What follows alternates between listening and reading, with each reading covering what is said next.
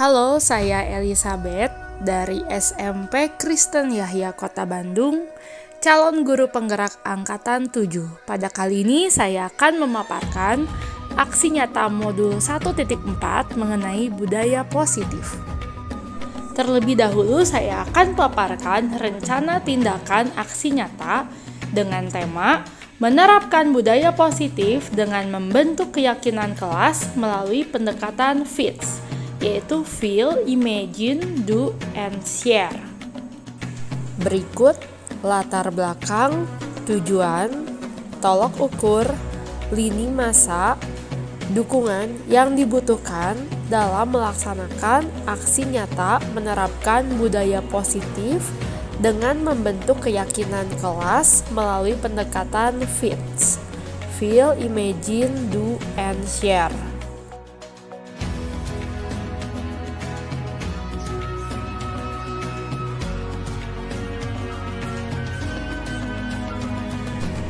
Sosialisasi mengenai budaya positif kepada kepala sekolah juga rekan sejawat dilaksanakan pada tanggal 6 Januari 2023 dengan pemateri kolaborasi calon guru penggerak angkatan 7 dari SMP Kristen Yahya, yaitu saya sendiri Elizabeth, juga rekan saya Sony Dani Karunda. Ini kita guru membantu supaya anak-anak kita bisa memperbaiki kesalahannya dan mereka bisa kembali kepada kelompok mereka, nggak merasa malu, nggak merasa dihakimi dengan karakter yang lebih kuat ya.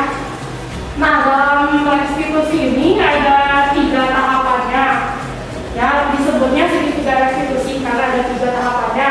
Yang menjadi dasar itu menstabilkan identitas. Jadi Bapak Ibu, ketika ada siswa kita yang melakukan pelanggaran, kita tahu dia sudah berbuat kesalahan. Nah, kita yang pertama harus kita lakukan itu menstabilkan identitas. Gitu. Kita hilangkan dulu perasaan bersalahnya dari siswa kita. Karena ketika siswa kita merasa bersalah, itu menghabiskan energi ya. Ketika siswa kita merasa bersalah, boro-boro mereka bakal mikirin solusi dari masalah tersebut. Yang mereka pikirkan adalah menyalahkan orang lain, cari pembenaran, atau gimana caranya saya melindungi diri saya gitu ketika merasa bersalah. Jadi kita stabilkan identitas, misalkan dengan kalimat-kalimat, oke, nggak apa-apa gitu, semua juga pernah melakukan kesalahan, ibu juga pernah kok melakukan kesalahan, ibu pernah di posisi kamu juga gitu. Nah, sekarang kita nggak akan cari-cari kesalahan siapa yang salah, kita sama-sama cari solusinya. Misalkan seperti itu kalimatnya ya, menstabilkan identitas. Atau kita bilang, ya nggak ada manusia yang sempurna, kok nggak apa-apa gitu, kali ini kamu salah gitu. Ya, kita nggak mau fokus terus sama kesalahan yang udah kamu buat, tapi kita sama-sama cari solusinya. Yang kedua, validasi tindakan yang salah. Nah, validasi tindakan yang salah ini, kita tahu bahwa apapun baik buruk yang dilakukan oleh setiap orang itu pasti ada tujuannya, ada maksudnya, baik buruk ya. Nah, kita bisa tanya validasi tindakan yang salah ini dengan kalimat ini ke siswa kita. Kamu pasti punya alasan kenapa kamu melakukan hal tersebut. Boleh ibu tahu alasannya kenapa? Atau dengan kamu melakukan seperti ini, kamu mau jadi orang yang seperti apa gitu. Kita tanya ya, validasi tindakan yang salah. Nah, setelah tervalidasi, kita tanyakan keyakinannya gitu. Hal-hal yang tadi telah disepakati bersama seperti itu. Itu segitiga restitusi sih. Jadi urutan ya, itu tadi hilangkan dulu rasa bersalah dari siswa kita, lalu kita tanya alasan mereka kenapa melakukan hal ini, hal itu. Dari validasi tindakan yang salah sih kita bakal bisa tahu gitu sebenarnya kebutuhan anak kita ini apa. Apakah ada 5 kebutuhan dasar manusia itu. Yang pertama, kasih sayang. Yang kedua, bertahan hidup. Kan kalau mencuri misalkan itu kan kebutuhannya untuk bertahan hidup ya. Kalau cari-cari perhatian gitu kan nggak bisa diem, mungkin butuh kasih sayang, butuh rasa ingin diterima juga kebutuhannya kesenangan, kebebasan, atau butuh penguasaan gitu ya. Jadi ada 5 kebutuhan dasar manusia. Jadi kita bisa identifikasi sebenarnya anak kita tuh butuhnya apa gitu ya. Lalu kita tanyakan kembali keyakinan yang Tuhan sepakati. Nah mungkin dapat begitu aja, mungkin kita bisa lihat aja contoh video ya. Ini jauh dari sempurna Bapak Ibu, penuh keterbatasan, tapi ini sudah dinilai oleh fasilitator saya. Ini isinya tidak menyesatkan.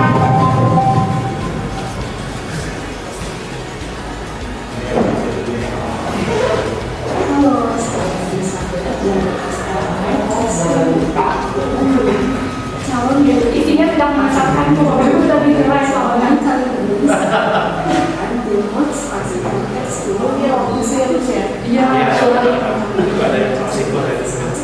Ini minta anak-anak juga yang mau videoin Restitusi itu sendiri adalah proses menciptakan kondisi bagi diri untuk memperbaiki kesalahan mereka sehingga mereka bisa kembali kepada kelompok mereka dengan karakter yang lebih kuat.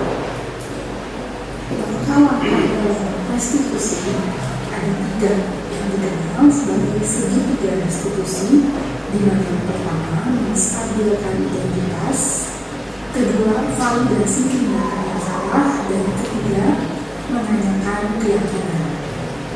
Contoh penerapan segitiga restitusi dalam penanganan kasus di sekolah. Yang pertama, kasus siswa datang terlambat. Suatu hari, Flor datang ke sekolah terlambat karena main kesiangan. Akibat tidur larut malam karena lupa waktu saat membuka sosial media. Miss M yang saat itu sedang berada di dalam kelas sekolah ini mengizinkan Flori masuk dan mengikuti pembelajaran. Namun saat jam istirahat, Miss Ellie memanggil Flori ke ruangannya dan menyelesaikan kasus keterlambatan Flori dengan senjata restitusi.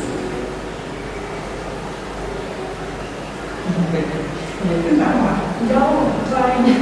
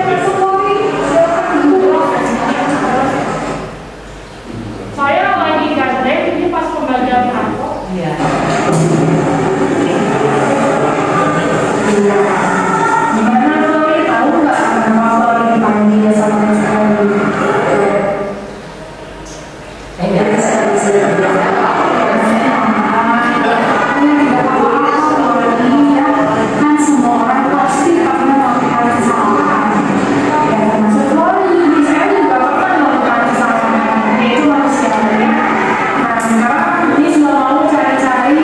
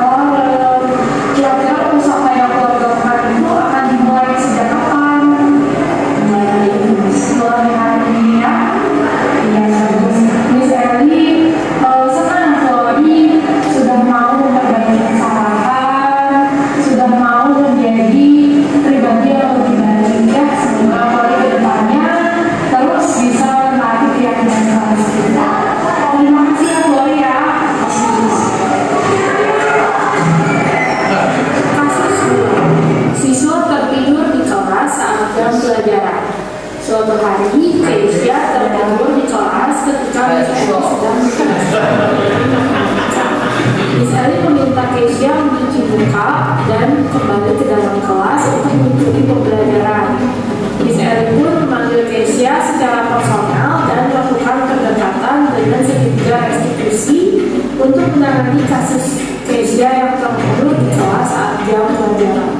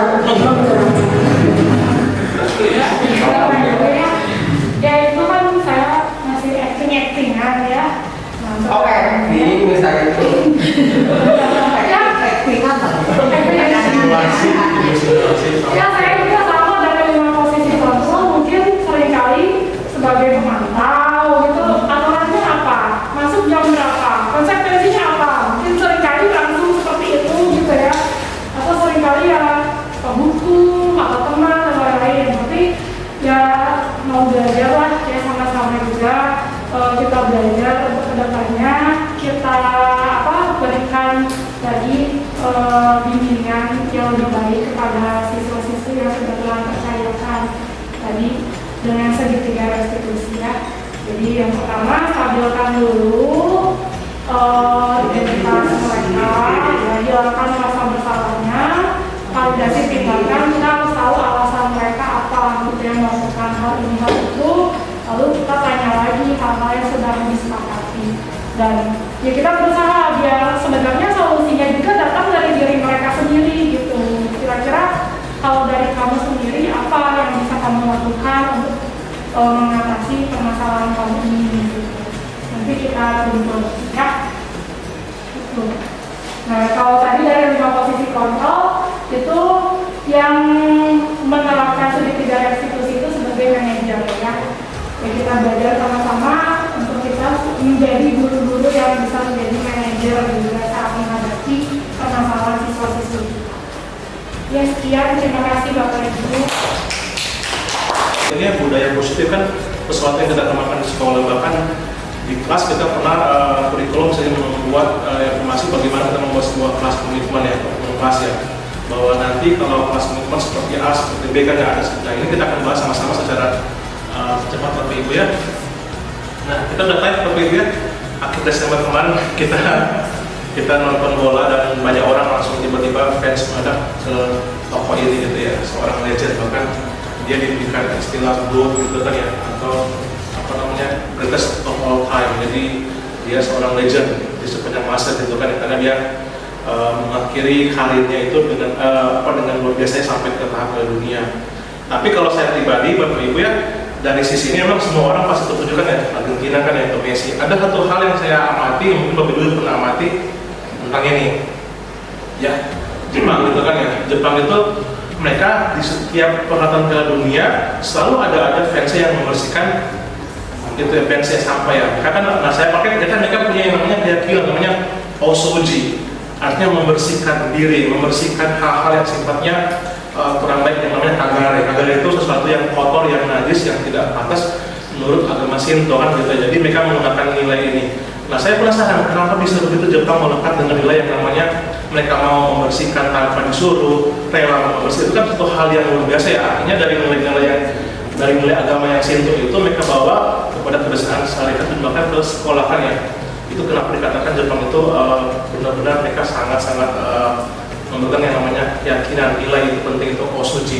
Bahkan yang ini ya, terakhir yang ada ketika mereka selalu mengakhiri di versi ya, ruang ganti itu ketika mereka ruang ganti selalu mereka membuat yang namanya apa? Origami kan ya, yang untuk suruh. Itu kan yang menunjukkan apa harapan dan semangat. Jadi mereka memberikan semangat, walaupun ada nanti yang masuk ke situ pemain dari negara lain, mereka tetap mendapatkan kata-kata semangat dari Jepang. Itu nilai juga, nilai keyakinan yang ke Jepang. Bahkan yang hari ini kan ya, ketika si pelatih Jepang Hajime Moriyasu ya, ketika dia Jepang melawan Kroasia ya gitu ya, kalah, si Hajime ini datang ke lapangan dan dia membuka diri dengan Ojiki. Itu kan nilai keyakinan yang ke Jepang. Jadi 3 nilai ini yang bersih-bersih, kemudian memberikan semangat lewat origami, dan juga Ojiki itu lewat sikap menghormati. Nah, saya membayangkan Bapak Ibu bayangkan ya, ketika Jepang dengan nilai-nilai seperti itu bisa menjadi budaya yang semua orang dunia bisa melakukan ya.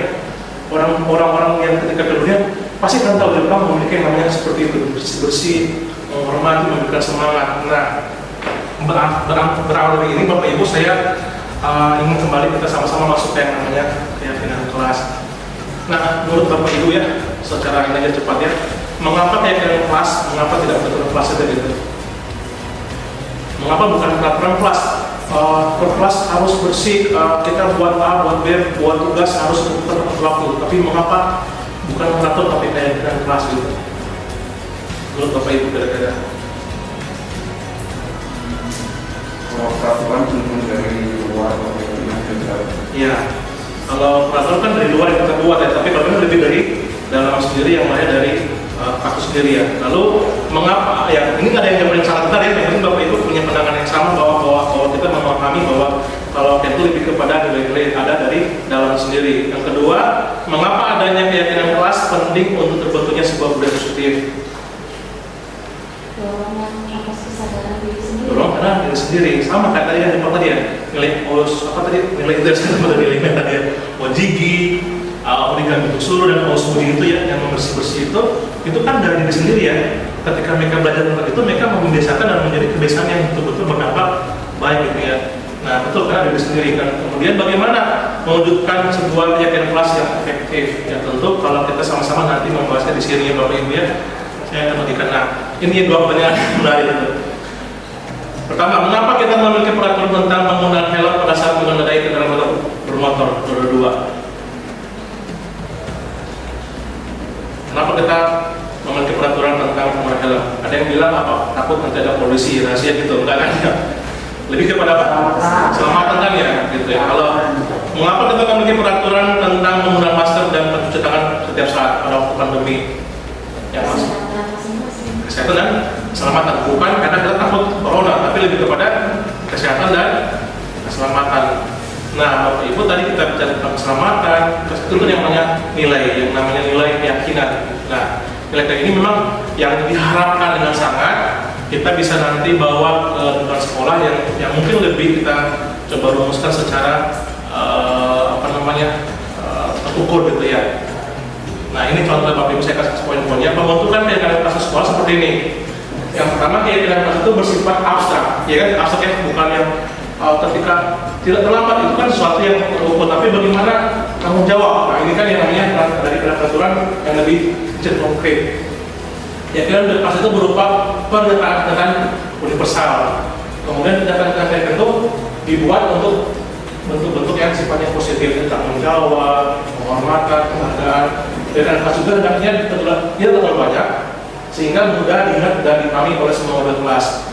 Contoh, kita kan punya yang namanya keyakinan kelas bahwa saat kita mengawali aktivitas yang di kelas kita mulai dengan doakan ya. Itu kan sebuah keyakinan ya, bukan sebuah kebiasaan tapi keyakinan yang hadir bahwa kita harus mulai dengan doa dulu. Ataupun sebelum pulang sekolah selalu yuk doa dulu baru pulang sekolah. Itu kan sebuah keyakinan kita ya.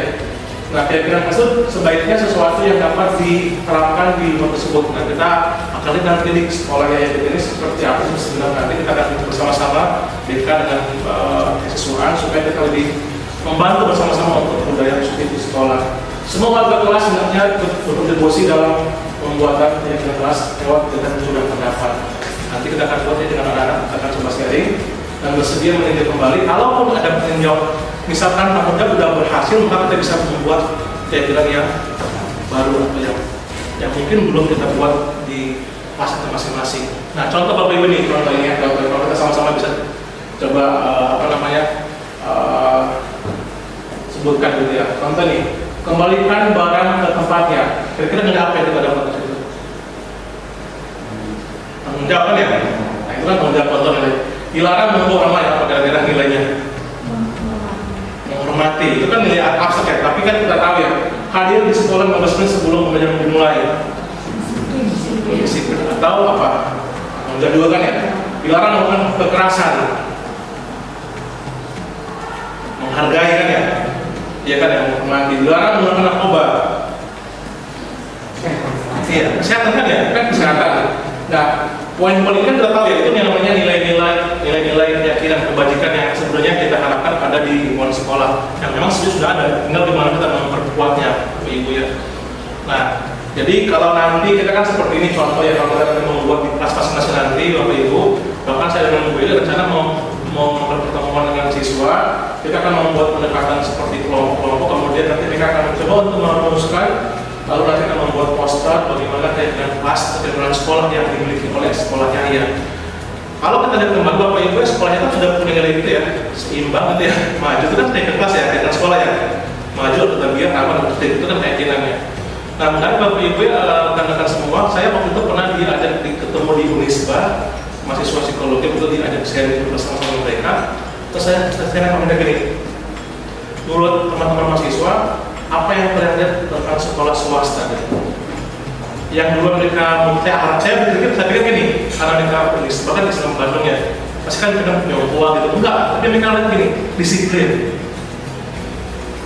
Itu yang kata muncul, disiplin. Kenapa disiplin? Karena mereka sekolah itu lebih teratur, lebih tertib, lebih disiplin.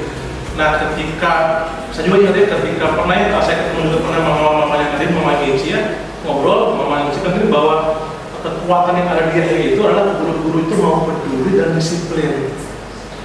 ternyata inilah yang kita perlu Bapak Ibu ya, di tengah-tengah jujur ya, kita menyadari ya, kita punya yang namanya, ada suatu teori sekolah damai kan, kita punya, kalau sekolah itu kan, untuk sekolah sekolah itu ada 3 hal yang kita antisipasi ya, yaitu adanya kapasitas, adanya ancaman, adanya kerentanan.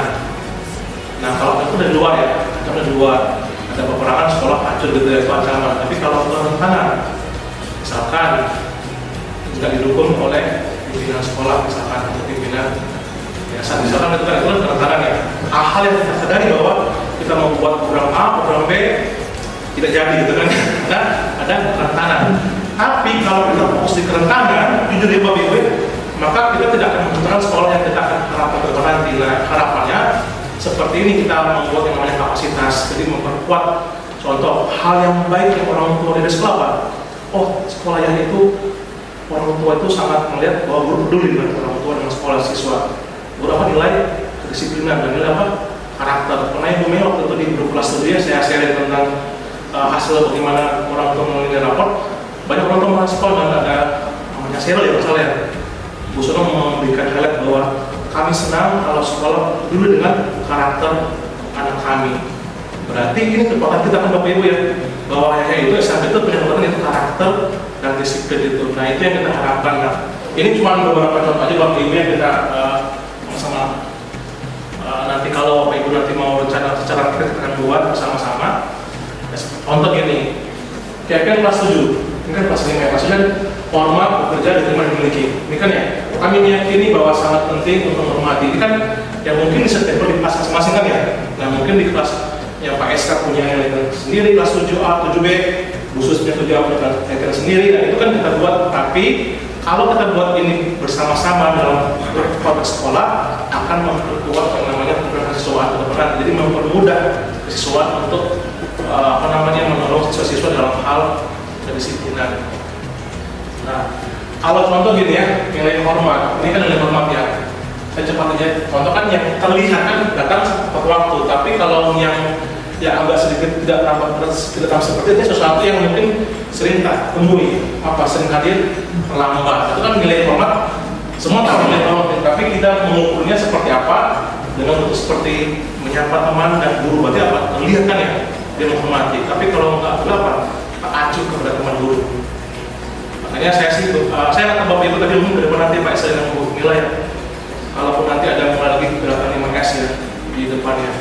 Karena kalau saya amati ya, kalau anak yang saya kenal mereka menyapa, tapi kalau anak yang nggak terlalu gimana mereka acuh-acuh kan ya, jauh aja itu. Ada pagi nak, pagi pak gitu kan ya. Nah itu pun kita akan kembalikan lagi apakah ada nilai hormat atau menghargai, itu yang kita kembalikan lagi ya. Kemudian contoh seperti ini ya, kasus terima dan seterusnya ini saya skip aja. Tapi kita memahami bahwa kalau kita mengukur bahwa apakah ada di sekolah tentang contoh ya nilai rasa terima dan memiliki, memberikan kata-kata dan atau komentar-komentar membesarkan hati bila teman kita berhasil, atau malah ada yang malah iri, gitu kan? Ini kan contoh kita mengukur bagaimana tanpa dengan sudah tampak ketika nilai-nilai ini harus ada di sekolah itu. Seperti di Jepang tadi ya, nilai-nilai menghormati dan membersihkan gitu ya. Nah, contoh kalau kita mengukur ya, terdengar itu seperti apa? Ada yang mengatakan sering, yuk saya bantu, itu kan hal yang baik ya. Ketika Bu Mila di bawah itu, Bu Mila ada yang saya bisa bantu nggak? Itu kan hal yang baik ya. Berarti ada nilai, kayak yang muncul di situ kan ya. Apa terlihat?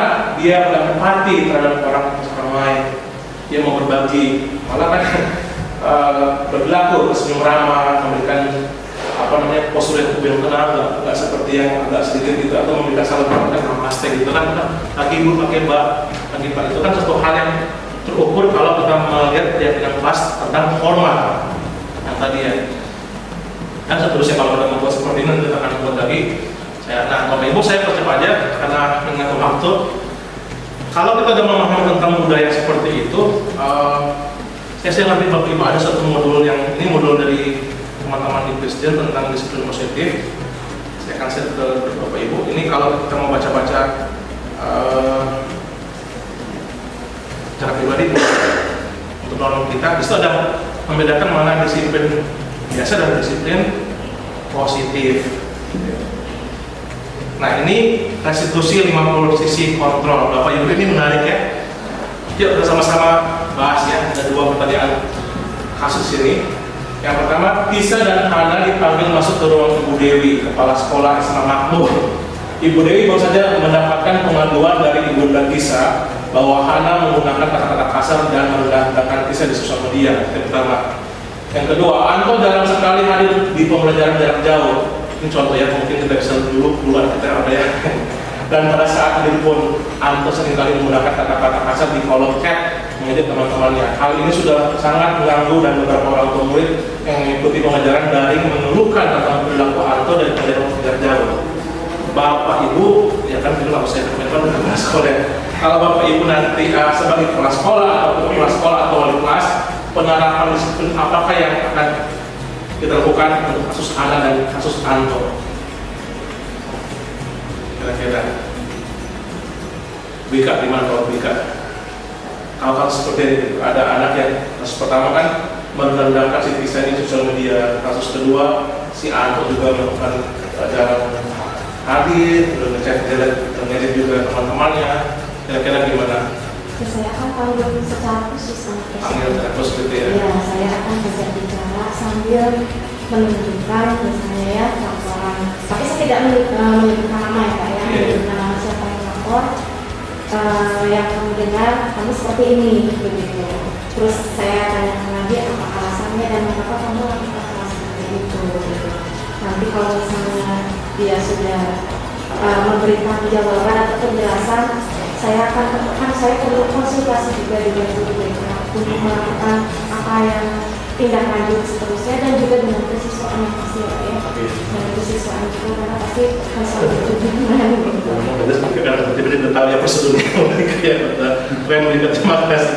Ya pasti kita punya pendekatan-pendekatan yang kita harapkan dan itu memang kalau saya amati justru di sekolah swasta seperti SMP itu punya cara yang lebih baik sebenarnya kalau kita bandingkan dengan ada beberapa sekolah yang mungkin belum memahami secara culture itu ya bagaimana pemanggilan anak, orang tua, bagaimana penanganannya itu yang menarik Pak PB kita udah punya catatan di situ ya.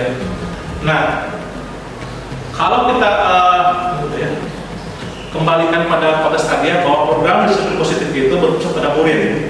Artinya apa? Ini menurut si Dian Gosen ya dengan pendekatan restitusi yang disebut 5 posisi kontrol. Nah Bapak Ibu jujur saya juga pada akhirnya ya bukan ini ada saya menggunakan posisi yang seperti itu ada ya pada waktu saya mungkin lagi mungkin dalam kondisi yang tenang saya menggunakan posisi yang teman manajer tapi kadang-kadang kalau kita lagi ribet banyak itu yang hal yang kita lakukan tiba-tiba kita berperan sebagai posisi yang namanya posisi penghukum gitu malah ya berjanjian. Nah coba Bapak Ibu kita lihat sama-sama ya. Nah Diana Gosen itu dalam mempunyai restitusi besar saya itu melakukan gini boleh dibaca Pak Esa? Bahwa guru ya dalam hubungan restitusi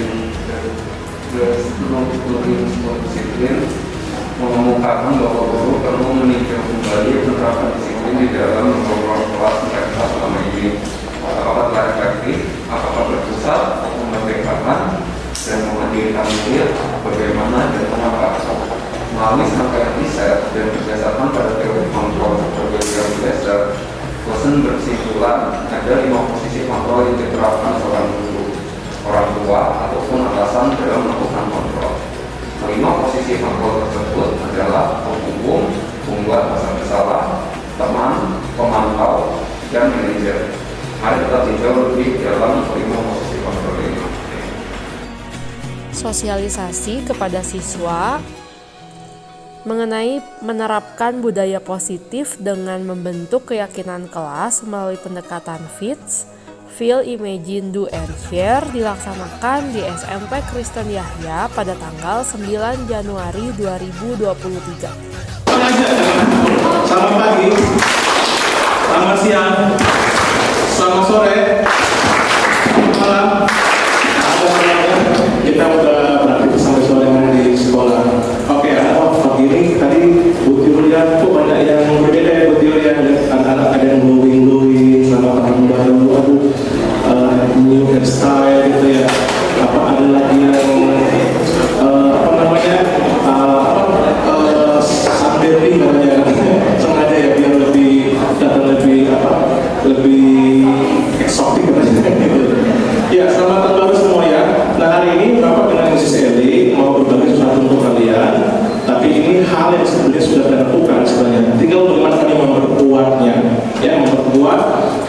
SMPK Yahya, anak-anak SMPK itu semuanya memiliki keyakinan yang sama.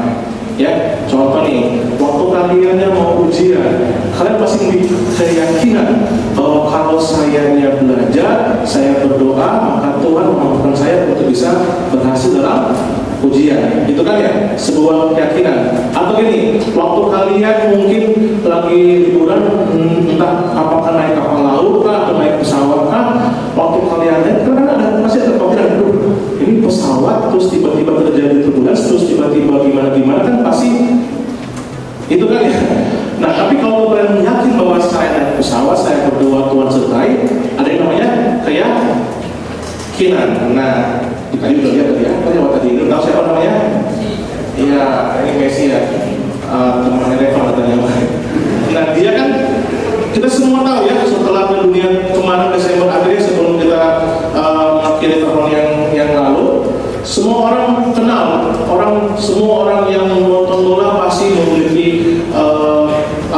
kesamaan tentang yang namanya si Messi. Apa itu julukannya? Iya, goat kan dia, kambing, bukan kambingnya, tapi apa? Singkatan dari goat?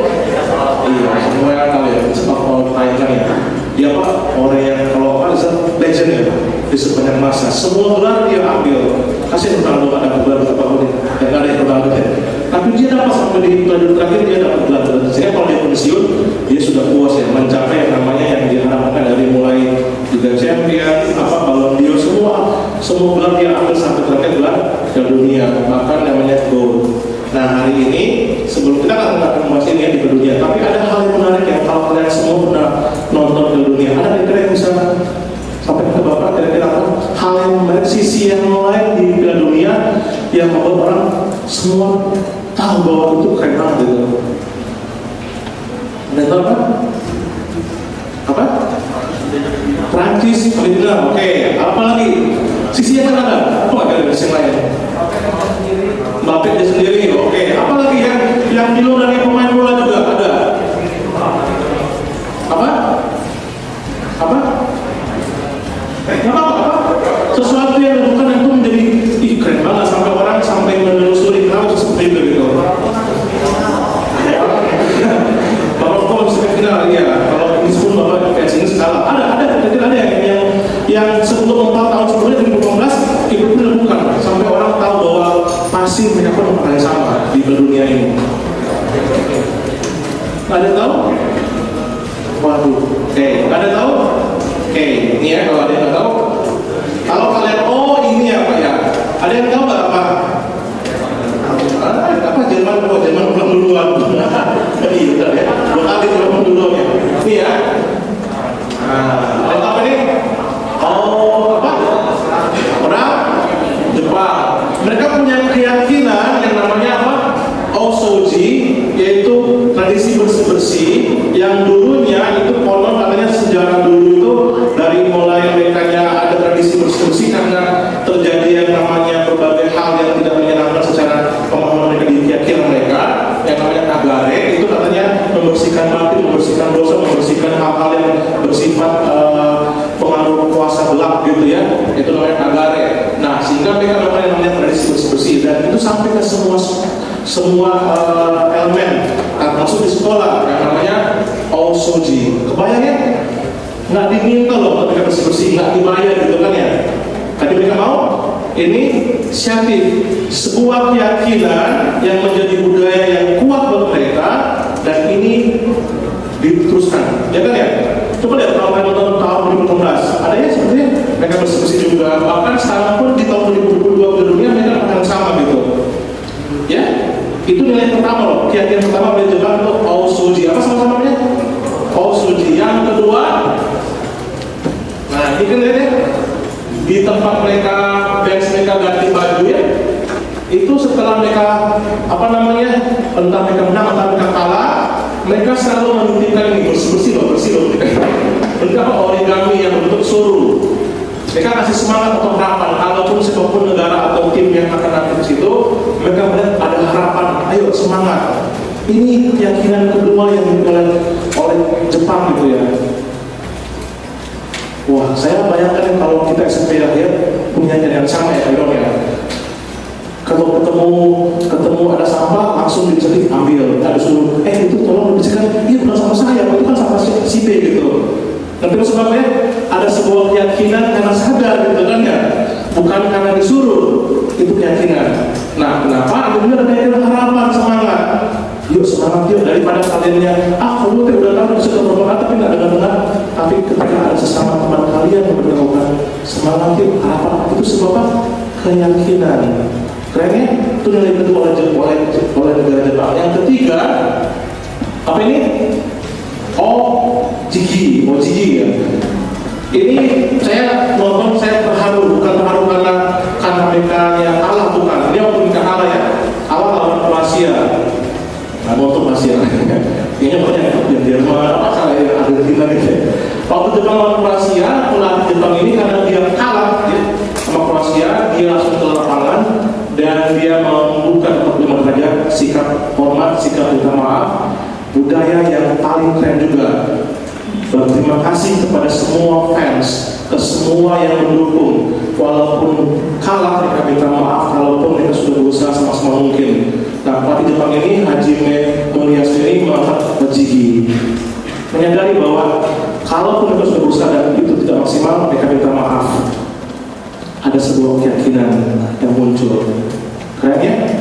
Kita pernah ingat ya, dulu kalau tidak salah Bu Mega ya pernah bilang ada 3 magic words yang dimiliki oleh kita di sini. Apa pertama? Say thank you, apa lagi? Say sorry, apa? Please. Itu kan 3 magic word yang ada ya. Nah, hari ini kita mau sama-sama yuk lebih dalam lagi tentang yang namanya keyakinan. Kalau kita diajarkan, kalau kita dibiasakan keyakinan tersebut, kita dilatih secara konsisten menjadi kebiasaan, akan menjadi sebuah karakter yang luar biasa di SMP ya.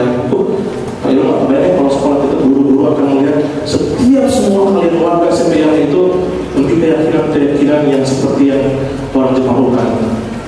Ya, ada sih banyak keyakinan yang didukung oleh orang Jepang ya. Kalau kalian lihat pernah ya, waktu itu Jepang banjir ya. Waktu banjir pun apa? Airnya kayak air yang jernih banget kan ya. Kalau kalian nonton di YouTube ya, Jepang banjir tapi airnya betul-betul bersih gitu. Banyak keyakinan yang sebenarnya kalau kita bayangkan ya, mereka itu kebanyakan mereka percaya apa Shinto kan ya. Mereka ada agama Shinto yang belum mengenal pribadi Yesus aja itu yang mereka masih punya keyakinan logis. Apalagi kita yang sudah mengenal kebenaran di Alkitab. Ya kan ya? Kan ada yang bilang ini, kebersihan itu adalah bagian dari ibadah, ya kan?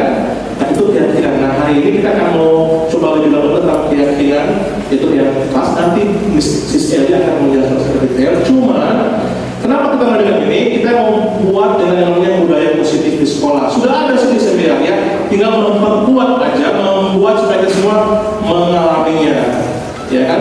Keyakinan yang sudah ada, apa yang tanggung jawab, apalagi menghormati, itu keyakinan yang muncul di kita itu kan ya. Contoh nih, mengapa keyakinan kelas, mengapa tidak peraturan kelas? Karena kalau peraturan apa? Sesuatu yang sudah ada kan ya. Tapi kalau keyakinan itu dibuat dari eksternal, dari luar kan ya.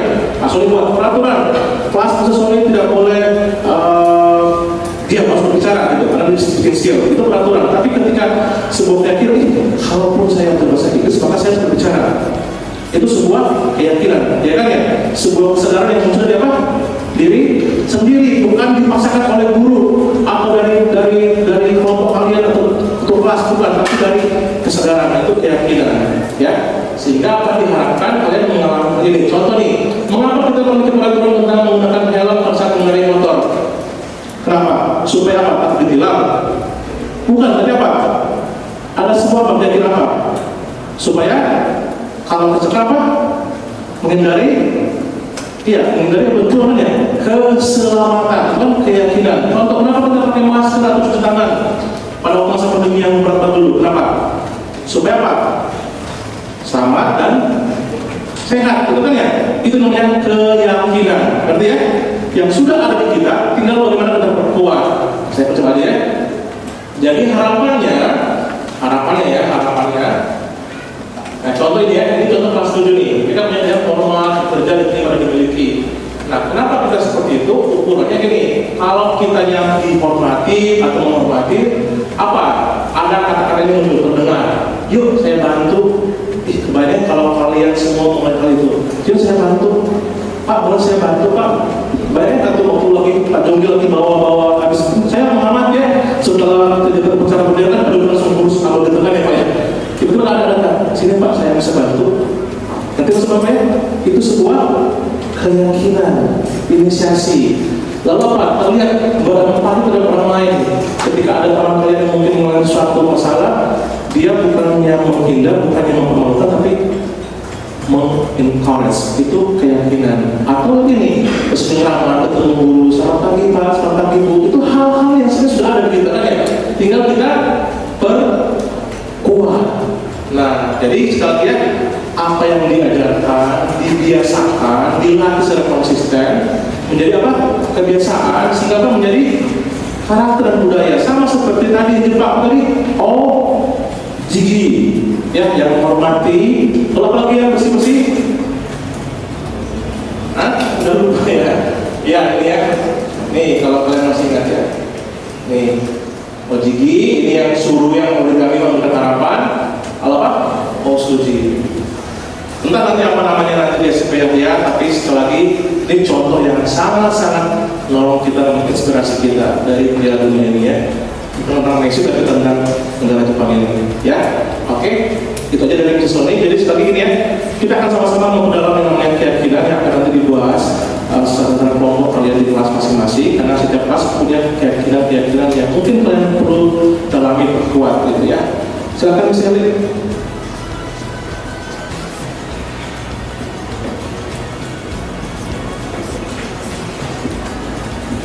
Ya, selamat pagi semuanya, kelas 7, kelas 8, kelas 9. Selamat pagi ya, selamat tahun baru ya. Ini pertama kali kita berjumpa kembali di tahun 2023 ya. Nah, mungkin tadi Mr. Sony sudah banyak menjelaskan tentang keyakinan kelas.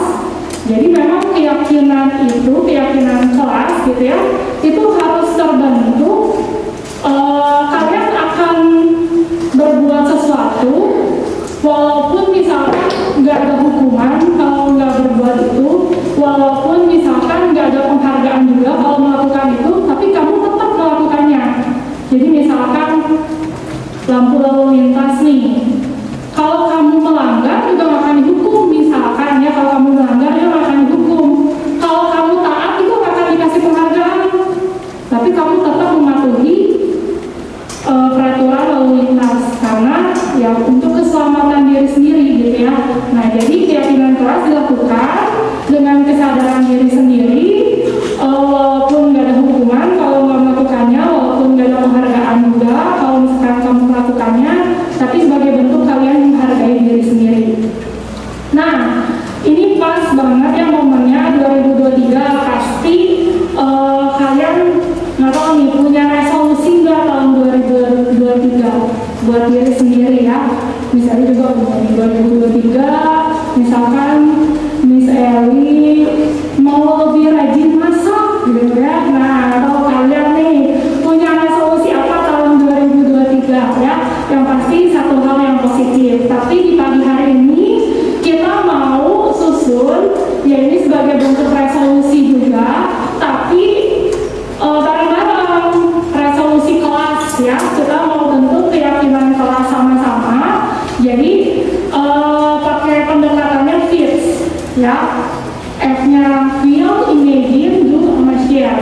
Nah, feel itu kamu bisa flashback di semester 1, bisa kalian ingat-ingat lagi apa yang hal yang mungkin harus diperbaiki di semester 2 ini ya.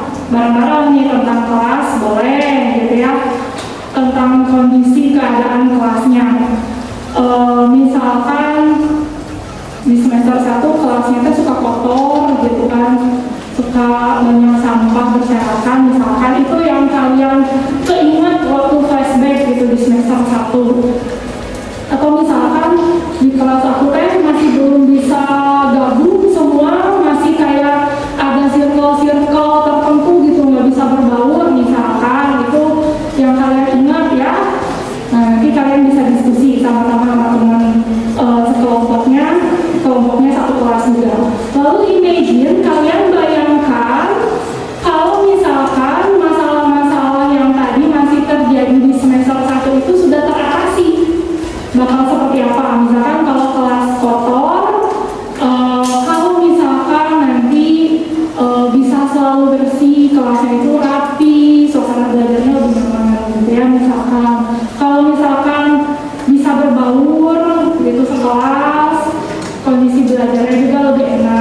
bisa saling lebih mempedulikan satu dengan yang lainnya. Misalkan kalian bayangkan gitu apa yang terjadi kalau masalah yang mungkin masih dihadapi kemarin di semester 1 itu bisa tertangani.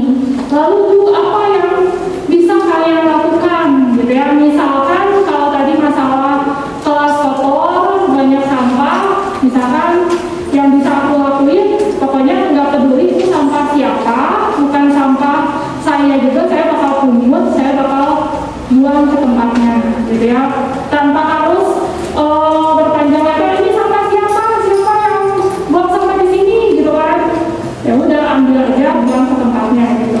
Nah, share gimana kamu bisa share gagasan kamu itu ke teman-teman. Misalkan nanti bikin poster, ditempel di kelas buat ngingetin teman-temannya, atau diposting di IG buat jadi inspirasi juga buat kelas yang lain ya. Nah, ini ada contoh. Nah, contohnya ini seperti ini tentang kebersihan tadi ya. Itu feel-nya seringkali terlihat kelas yang kotor dan terdapat sampah berserakan. Nah, kelas siapakah ini ya? Nanti apakah ini menjadi masalah kelasnya atau bukan? Ini contoh aja. Imagine jika kelas sudah rapi dan bersih, suasana belajar akan lebih nyaman. Membuang sampah pada tempatnya sekalipun itu bukan sampah saya. Share, misalkan tadi membuat poster dan menempelnya di kelas, terus mempost di IG agar menjadi inspirasi bagi kelas lain. Contohnya seperti ini. Jadi sebentar kita akan diskusi dalam kelompok-kelompok. Nah, yang akan kalian diskusikan ini fits ini ya, feel, imagine, do, share. Diskusikan masalah apa yang dihadapi sama-sama oleh kalian. Bayangin kalau masalah tersebut dapat terselesaikan, apa yang bisa kalian lakukan untuk menangani masalah tersebut, gimana kalian bisa share itu. Nah, hal ini tentang kebersihan, bisa jadi tentang pertemanan, tentang komunikasi yang baik. Mungkin semester 1 masih suka terdengar ngomong kasar gitu, atau suka ngejek-ngejek gitu misalkan ya. Nah, nanti kalian diskusinya per kelompok itu sama satu kelas. Boleh juga nanti minta pendapat dari wali-wali kelasnya ya. Kita langsung aja bagi kelompoknya. Bentar, bisa ambil ya. Kegiatan siswa menyusun keyakinan kelas melalui pendekatan FITS, Feel, Imagine, Do, and Share dilaksanakan di SMP Kristen Yahya pada tanggal 10 sampai 15 Januari 2023.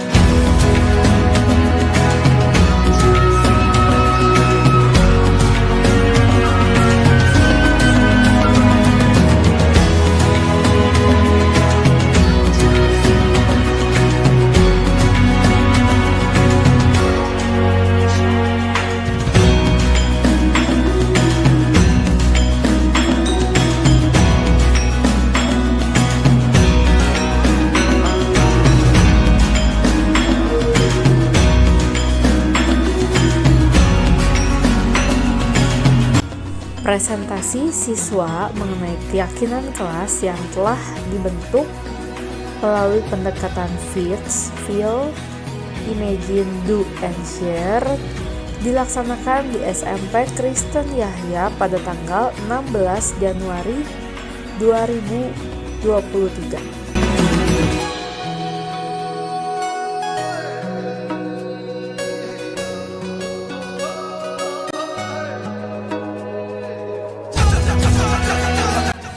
beberapa karya siswa yang sudah terkumpul mengenai keyakinan kelas yang telah dibentuk melalui pendekatan FILS, Feel, Imagine, Do, and Share.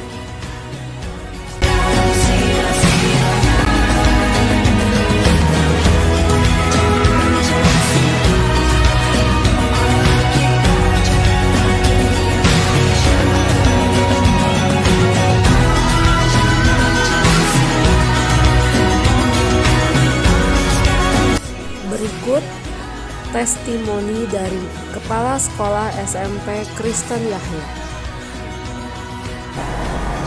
Perkenalkan, saya Irwan Wibisana selaku Kepala Sekolah SMP Kristen Yahya. Saya sangat mendukung untuk program-program dari guru penggerak bagi rekan-rekan saya di SMP Kristen Yahya.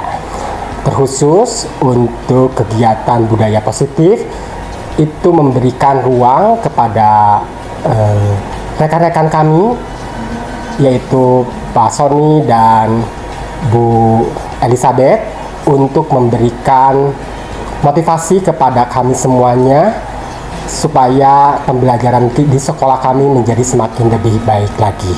Kami percaya bahwa apa yang diberikan oleh rekan kami ini adalah hal-hal yang baik untuk kemajuan sekolah kami di SMP Kristen Yahya. Berharap bahwa dengan program guru penggerak ini dapat memajukan pendidikan Indonesia pada umumnya. Terima kasih. Testimoni dari rekan sejawat SMP Kristen Yahya. Saya Ibu Mila Yani Widodo di SMP Kristen Yahya. Saya menjabat sebagai kesiswaan. Nah, dari kegiatan yang dilakukan ini, saya belajar sesuatu hal yang mengajarkan kepada seluruh siswa SMP Kristen Yahya bahwa setiap langkah demi langkah dan permasalahan yang mereka hadapi itu akan mereka pahami bukan lagi sebagai satu aturan atau sebagai satu keharusan, tetapi kesadaran pribadi mereka untuk memperbaiki, bahkan untuk menyelesaikan setiap masalah mereka. Dan ini sesuatu yang sangat membangun sebuah karakter seorang remaja dan akan melahirkan satu kedewasaan mentalitas yang baik. Jadi saya sangat mendukung dengan program ini. Itu saja dan Tuhan Yesus memberkati. Halo, salam kenal. Perkenalkan, saya Ika. Saya adalah guru yang mengajar di SMP Kristen Yahya Bandung.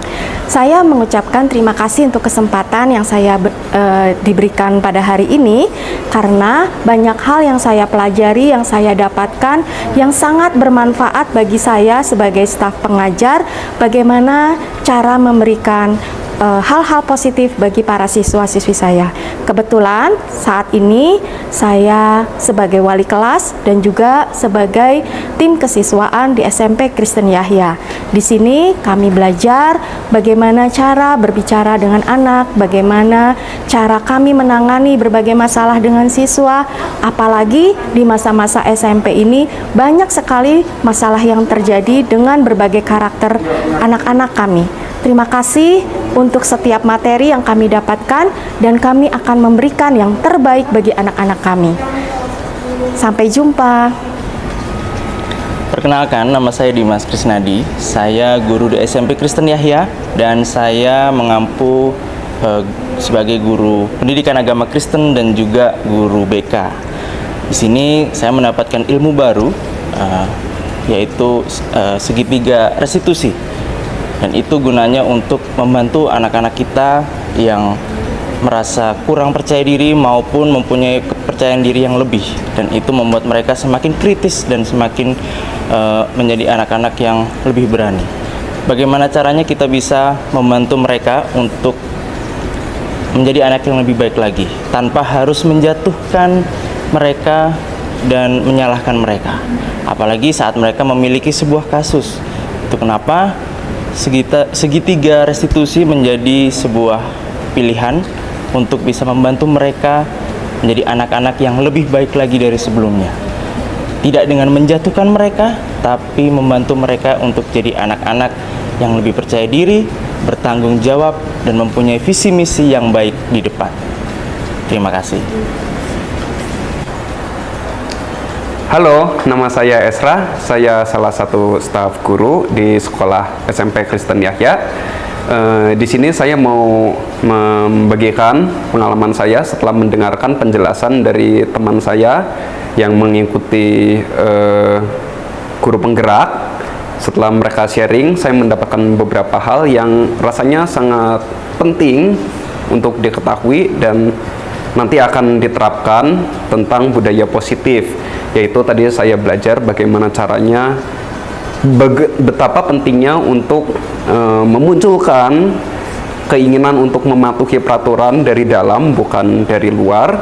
Kemudian di samping itu saya juga belajar bagaimana ternyata cara menegur anak itu tidak to the point, tetapi kita harus membangun suasananya terlebih dahulu sehingga nanti murid yang ditegur akan lebih dapat memahami apa yang disampaikan oleh gurunya. Dan mudah-mudahan dengan begitu kami bisa memajukan kualitas generasi penerus Indonesia menjadi generasi yang lebih baik lagi.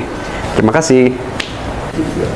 Baik, nama saya Mei, saya guru BK dari SMP Kristen Yahya. Setelah saya mendengar sharing dari rekan saya, dari guru penggerak, saya pribadi sebagai guru BK, saya diingatkan kembali bahwa betapa pentingnya menjadi seorang guru itu menjadi pendengar yang baik untuk anak-anak didik kita. Ya, ketika mereka punya masalah, ketika mereka punya kesulitan, betapa pentingnya sekali kita sebagai guru menjadi pendengar, menjadi teman buat mereka semuanya. Sehingga dengan kita menjadi teman, menjadi pendengar yang baik, mereka pun mau menceritakan apa yang menjadi kesulitan mereka semuanya. Itu saja dari saya. Terima kasih. Testimoni dari siswa SMP Kristen Yahya. Halo, nama saya Abel, siswa SMP Kristen Yahya. Menurut saya, dampak dari kegiatan budaya positif dan keyakinan kelas itu membuat kita lebih peka akan keadaan kelas kita, sehingga kelas kita bisa menjadi jauh lebih baik lagi ke depannya. Dengan melakukan kegiatan tersebut, kita dapat memperbaiki berbagai masalah yang ada di kelas kita, sehingga kelas kita menjadi lebih nyaman, damai, dan juga tenang. Terima kasih.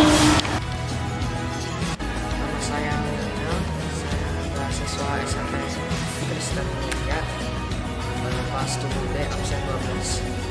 Jadi setelah saya belajar tentang budaya positif PITS dari Pak Somo dan Bu Eli, saya jadi tahu bahwa PITS ini diperlukan untuk sekolah kita. Manfaatnya kelas kita menjadi lebih baik. Terima kasih sudah menyaksikan. Salam Guru Penggerak. Tergerak, bergerak, menggerakkan.